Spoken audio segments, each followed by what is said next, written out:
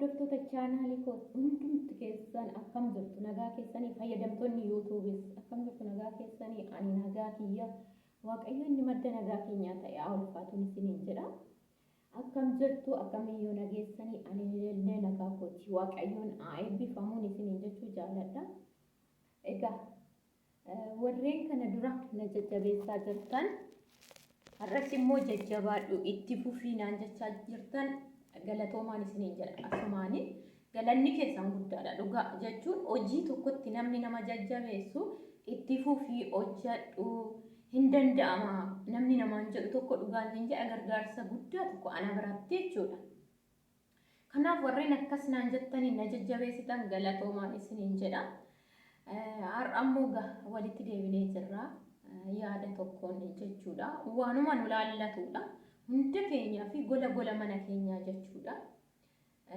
Innis maalinni har'a mata duree guddaa fi yaaddoo kan qabudha waan ta'eef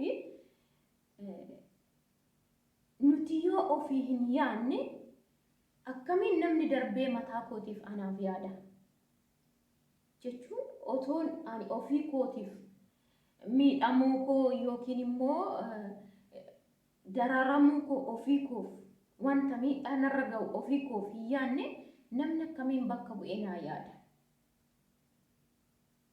Mee tokkoon keenya walaa gaafannu dhugaan isiniin jedha. Innaa kana isiniin jedhu maaliif jette jechuu dandeessu. Fayyadamtoonni yuutuubis akkam jirtu nagaa keessanii ani nagaa kiyya waaqayyoon ni madda nagaa keenyaa ta'e ulfaatuun isiniin jedha.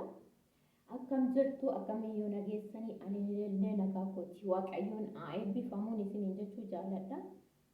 Egaa warreen kana dura na jajjabeessaa jirtan har'as immoo jajjabaadhu itti fufiinaan jechaa jirtan galatoomaan isiniin jedha asumaani galanni keessan guddaadha dhugaa jechuun hojii tokkotti namni nama jajjabeessu itti fufii hojjedhu hin danda'ama namni namaan jedhu tokko dhugaan hin jedha gargaarsa guddaa tokko ana biratti jechuudha. Kanaaf warreen akkas naan jettanii na jajjabeessitan galatoomaan isiniin jedha. Har'a ammoo walitti deebinee jirra yaada tokkoon jechuudha. Waanuma nu laallatudha. Hunda keenyaa fi gola mana keenyaa jechuudha. Innis maalinni har'a mata duree guddaa fi yaaddoo kan qabudha waan ta'eef nuti yoo ofii hin yaadne akkamiin namni darbee mataa kootiif anaaf yaada jechuun otoon ani ofii kootiif miidhamuu koo yookiin immoo dararamuu koo ofii koof wanta miidhaan irra ga'u ofii koof hin yaadne namni akkamiin bakka bu'ee naa yaada. Mee tokkoon keenya walaa gaafannu dhugaan isiniin jedha. Innaa kana isiniin jedhu maaliif jette jechuu dandeessu. Yaada mataa keenya konfidensii mataa keenya namni hin qabne tokko akkamiin iddoo nan ga'a jedhee ba'e sana ga'amee natti himaa namni tokko fakkeenya. Namni mee jireenya isaa keessatti qormaata qaba. Gufuudhaan hin gufatamaa. Bakki itti dukkanaa'u jira. Bakki itti duumessaa'u jira. Bakki itti ba'aa guddaa ta'e itti ulfaatu jira. Garuu kana hunda ati yoo ofii keetiif qormaata kana keessa nan ba'a hin jenne namni sin baasu. Kanaaf nuti immoo isaan kanaaf wantoota ulfaatoo kanaaf laphee keenya achitti yoo iddoo kenninee fi qormaanni dabalee gufuun dabalee dukkanni dabalee nurratti jedha jechuudha. Karaatti nu hambifataa jechuudha. Ba'uu hin dandeenyu jechuudha. Gufuudhaan hin naana duumessa hin sodaanna. Wanti ulfaatu kana danda'ee akkamittiin baricha sana yookiin yeroo sana darba jenna waan ta'eef yeroo sana seexanni iddoo godhatti. Seexanni immoo kana erga iddoo godhattee ati daandii keerraa gorteerta jechuudha. Gortee jechuun daandii kenniteef seexanaa waan ta'eef akka fedhetti sitti haasa'aa jechuudha seexanni. Maaliif akkana isinii kaasee mucayyoo amma Beeruutti duute guyyaa 3 kana onlaayiniirra hundumti keessanuu deemtanii ilaalaa jirtu. Mee ilaalaa kaayyoo ishii daandiitti afur boloo tokko. Mee yaadadha tokkoon keenya baay'een keenya kan sooshaal miidiyaa irratti hin baane kan gola jiru baay'eetu jira jechuudha. Miidhamaan wanta xinnoo tokkoof jireenya bara baraa dhabna. wanta waggaa lama waggaa sadii keessatti argamuuf jireenya bara baraa dhabna yookiin kan sanaa olii jiraachuu qabna dandeenya bara. Amma mucayyoon of ajjeeftee kuni yookiin waggaa afur hojjette yookiin waan ta'e birrii amma kana nama kanatti ergite. Nama kana immoo uumama waaqayyoo waan ta'eef noormaalii jaalatteeti. Jaalattee nama naa ta'a jetteeti. Amantee egaa lapheen namaa gargari beektani. Namnis jaalala akkaataan itti ilaalu garagari. Tokko jaaladhee birrii sootti na ergee homaa rakkoon qabu jedha. Tokko immoo jaaladhee muluma jireenyuma mataa isaatiitu dabarsee iddootti kennee homaa iddootti kennu. Garuu namni hundis akkanaa miti jireenyichis akkasii miti yeroo kanatti jechuudha. Baay'ee ganaadha umuriin ishii jechuudha. Nama daa'ima ganaa nama waggaa meeqa hojjeteetu qas jedhee jireenya isaatti seenuudha. Suuta jedhee jechuudha mucayyoon kun. Maaliif nama ganaa hojjetu meebii kan waggaa afurii ergitee irraa haa nyaatu isaaf hojii isaaf waaqayyo biraa argata inni. Nama baay'eetu maan fakkaatu saatii kanatti cubbuun yeroo kana hojjetu. Maaliif waaqayyo ammuma kana akkuma nama ol fuudhee dubbu'ee nama hin kutu miila namaa sammuu namaa hin kutu waaqayyo kan suuta jedha. Suuta jedhee hojii nama tokko garuu hin kenna namaaf. Kanaaf amma birrii ji'a afurii waggaa afurii isaa dhabduu kan waggaa shanii isaa dhabduu namni kun akka nyaatu jaalala isaa dhabduu kan waaqayyo jedheef garuu jira kana bara. Ishiitu hin yaadne bal'isee malee kan waaqayyo jedhe qobuma jira garuu. Otoo garuu amma kana waan kana dhageessee naasuu kana dhageessee laphee boqonnaa itti fudhachuu yookiin yaada qas jedhee itti deemuu qabaatte yookiin immoo tarii har'a baga miidhamee boru miidhamee jettee itti yaadde ta'e gana amma guyyaa har'aan qabde isteeppii tokko jettee yoo jalqabde waggaa arfan kana ishiin iddoo biraa jirti waan waaqayyo kaayessee hin beektu jechuudha. Garuu seexanni naasuu keessa naasuun bergit waan hin taane keessa nama buusa. Anis beeka jireenya biyya namaa waggaa baay'een hojjedhe qormaanni jirus jira. Wanta tokko yeroo dhabdan yeroo isin mudate yeroo itti quuqamtanii dhugaadha of to'achuu hin dandeessan. Garuu kadhataan yeroo hundumaa nan danda'a maaliif isa fuuldurri koo jiru sun hin caalu yoo jettanii wanti sun isinitti dhaga'ama.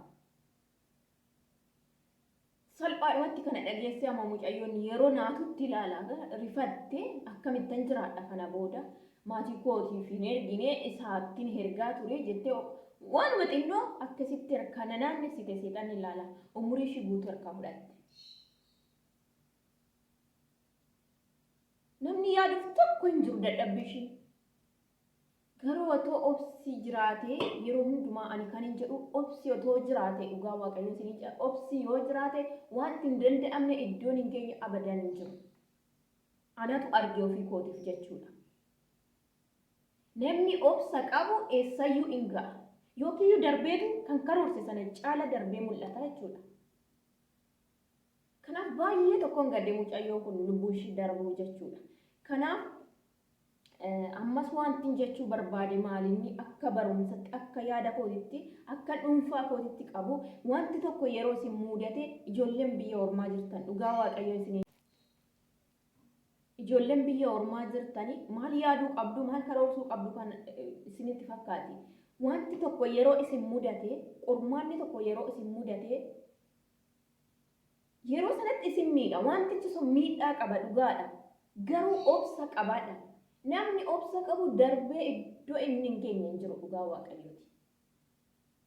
Yeroo sanatti maaliif kun natti ta'ee kun maaliif natti mudate otoo hin taane baqa yoo dandeessanii yoo danda'ame kadhata godhadhaa baqa waaqayyo keessa fana gungumaa yeroo baay'ee jechuudha. Qormaanni kun gaarummaaf immoo gadhee fila. Dogoggora kooti immoo dogoggora kooti miti laa.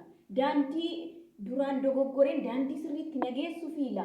Barumsa qaba ture yuume barmucaan kun ammatoo jiraatte xiqqoo seexanni akkasitti gara hin taanetti haa hubaatte isa fuulduratti of jabeessite akka dhaabattu ishii godhatu ture beektanii. Fuulduratti jabaattee dhaabatti baqa kaayyoo qabdi kaayyoo sanarraa ammaan ga'utti jetti barumsa baay'ee si fudhatte jechuudha isa duraaniirra. Innaa Kana booda dhugaan isin ijoolleen biyya Arabaa baay'een keessa nam beeka sooshaal miidiyaa waggaa 8 ol fayyadameera. Normaali waan darbu akkam akka ta'e maal akka ta'e nan nagaa nan argaa ija kooti. Inni kan nama jaalate yoo dhabe darbata waan ta'eef godhaa.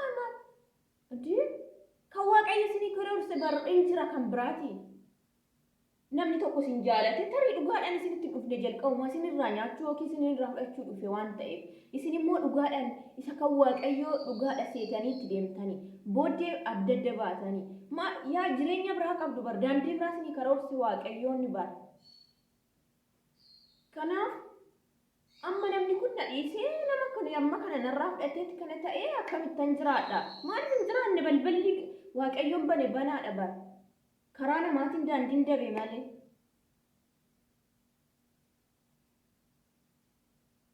Kanaaf itti karoorsa amma of balleessuudha amma of miidhuudha ofii keessaniif of miidhu bar. Miidhaa irratti miidhaa dabalachuu deemtu bar. Amma sana karoorfadha.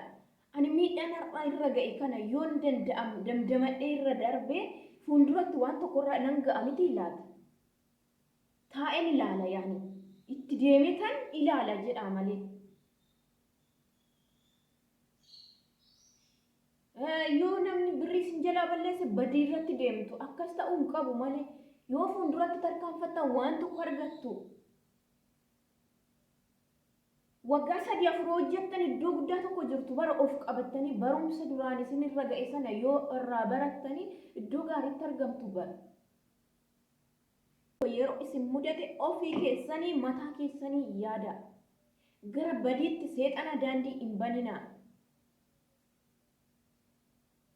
Akkamittiin jiraadhaaf hin balleessaa jechuun jechan isin jettan sana hojiidhaan agarsiisa seexan.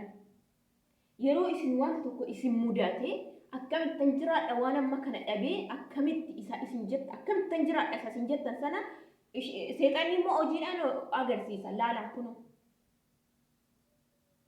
hojiidhaan agarsiisa amma mucayyoo kun dhabee birrii amma kana akkamittan dhabee jaalala isaa dhabee namni na jaaladha akkamitti narraa nyaate hin jiraadhu isa ta'e hojiirra agarsiisee jireenya dhoobe laalame otoo garuu nan danda'a kan darbe darbeera. Tarii ana dogoggoree yookiin nama dogoggoree yookiin baqa akkasiin isa har'aarraa qabee of qusachuun qaba yoo jedhee namni jireenya fuulduraarratti karoora gaarii qaba.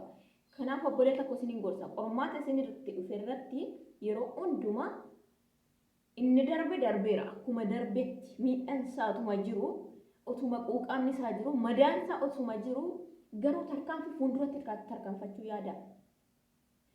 Jaalattanii ammeenyaan isinitti deemee waaqayyo karaa biraa jaalala isinii godhu. Isin jaalalumaan deemaa yeroo hundumaa jechuudha. Jaalalumaan deemaa isin.